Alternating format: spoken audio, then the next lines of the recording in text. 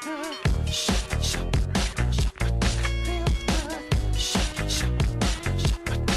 back. We're here with Venice City Commission candidate Emilo Carlesimo. Emilio, what do you think about the city's comp plan? Is that an issue that you're running on? Thanks for asking that, Ron. It's a good question. Since last year, I've been to every comp plan meeting, every airplane meeting, every council meeting to learn about these things. And the comp plan is a very complicated, thick piece of document. There's some good stuff in that comp plan, but there's a lot of traps in that comp plan. And one of the things that's obvious is that they put a lot of limitations and hoops that builders have to jump through to do anything in the city.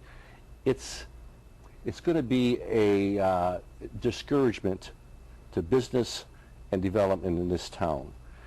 Some of it is good, but there's a lot of the negative in there.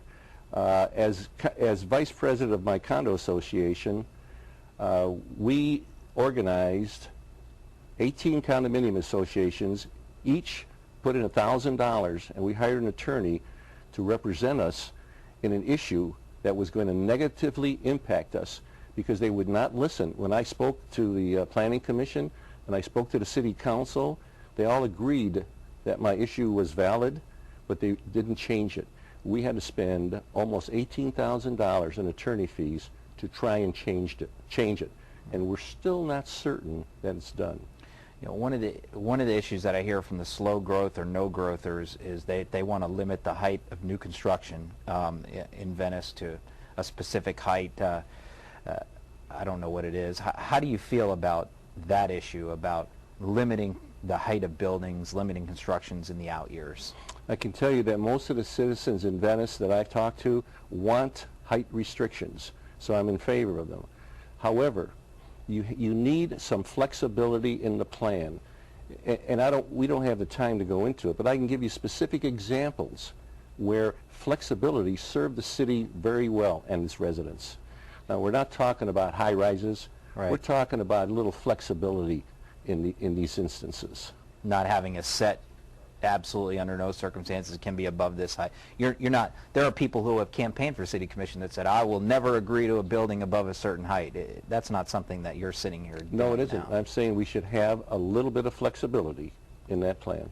Okay. Another issue that I think is kind of crazy but seems to be of concern to people in Venice are these short-term rentals. I think that was the subject of the email that was sent by Ed Martin to your opponent that he suggested he run on. I guess what these are people who own condos in Venice, but they're snowbirds and they rent them out to people on a short-term basis. What is that all about? These are single-family homes in neighborhoods that either in these depressed times, it's not a simple issue. We don't have enough hotel space in Venice, for tourists. The economy went south. So you have people who bought these homes at high prices, some of them. Some of them are investors who are doing it strictly for the money. Some of them are people who bought some of these single homes at high prices and can't make the payments anymore.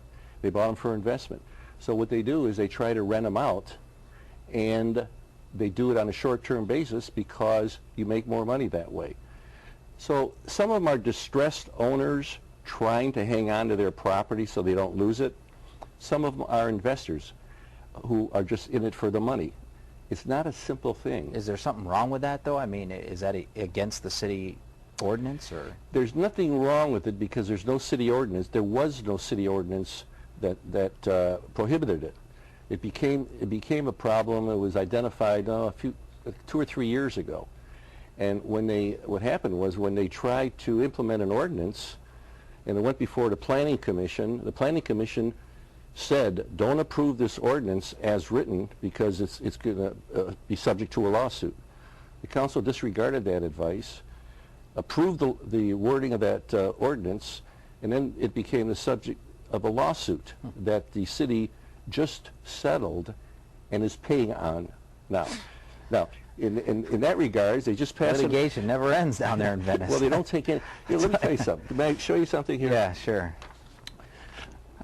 This is the flow of power in the city of Venice. It starts with the citizenry at the top. They elect representatives who are supposed to serve in their best interests. Yeah. So, and they elect the city council. Next to the city council in that flow are the advisory boards, right, which you're supposed Planning commission, things yes, like that. Yeah. You're supposed to put people on that board who have lived in the community a while, who have knowledge of their subject matter, and can advise council in a proper way.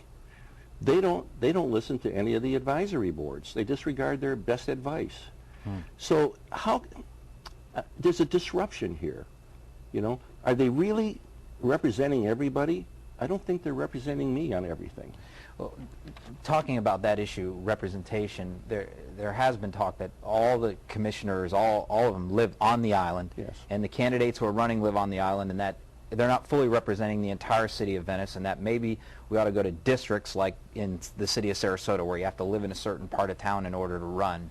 What do you think about that, changing the charter? Thanks for asking that question, by the way. I live in the Golden Beach area. I am in that area where most of the other council people live. But I am not associated with them. I live in a condominium.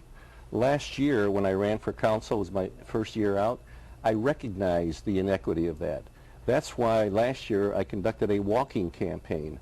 I went in every neighborhood of the city and walked and talked to the citizenry to find out what their priorities were. And I'm doing the same thing this year. Districting, I'm in favor of it.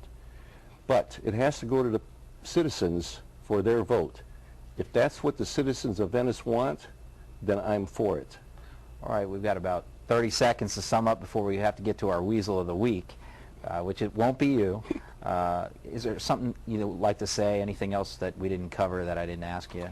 Well, I think you covered it pretty well. Of course, there's a lot of issues out there, but the last thing I would like to leave you with, and the viewing public, is that I consider myself a moderate. Now, you know, you want the definition of a moderate? A moderate looks at every position, even the extremes, and he tries to determine what is best, what best represents the people's best interest. You try and see what's good for today, what's going to serve our needs in the future without saddling us with undue expenses. I think that's what a moderate is. And I look forward to working with this council after I'm elected. All right, well, good luck with your race. Thanks for coming on to the show. We appreciate it. Thank you. I appreciate it. All right, now it's time for our Weasel of the Week. Our